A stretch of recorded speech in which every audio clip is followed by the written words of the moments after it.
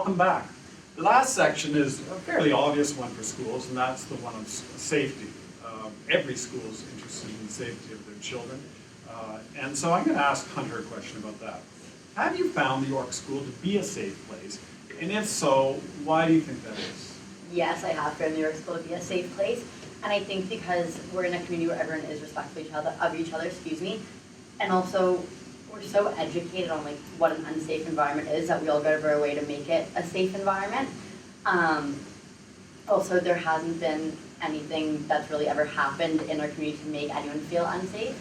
I mean, I don't ever think that York could be an unsafe environment just because that's the reputation York has to be a safe place.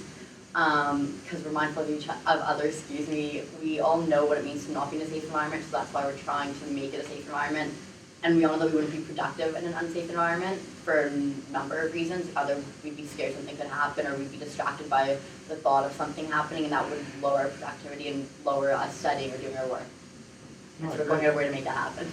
Yeah, and in addition to the sense of physical safety, there's also the sense of psychological safety. And schools talk a lot now about bullying as something that we all have to try to work against. Aiden, I'm just wondering if you, what advice would you give to somebody if they, witnessed a bullying act? What could they do? Firstly, you could intervene. So by being a bystander, you're actually supporting that act of bullying. If you directly intervene, you're stopping bullying from happening, and that's a positive thing, right? We want a positive space for students at our school. If you're not comfortable in stepping in, if it's physical and whatnot, and you don't feel safe doing that, you can just tell a teacher or counselor, stuff like that.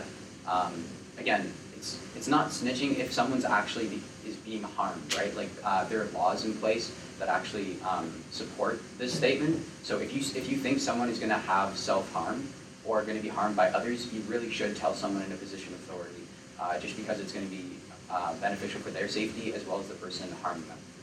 Great, thanks, Aiden. Now there is this notion of physical safety, and some of the items that are mentioned here in the code include, of course, things of not bringing a weapon to school or drugs and alcohol. Coming back to you, we hear about schools where some of these practices are unfortunately common. Can you imagine what it would be like to live in a school like that? No, yeah, I definitely couldn't imagine what it would be like in such a school. I've definitely heard of it. I've definitely seen it on the news where, kids just bring weapons, knives into school, and I definitely couldn't imagine what it would be like.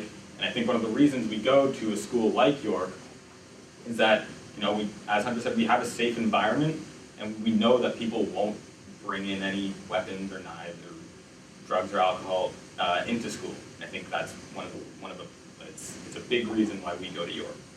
Yeah, thanks. So that's it for this last section. A couple of questions you might consider is what do you think you should do when you find somebody who's engaging in a bullying tactic? What have you done in the past? Maybe some examples could be brought out. Also, what would you do if you had a friend who was so disabled by drugs or alcohol that they were actually doing it during a school day?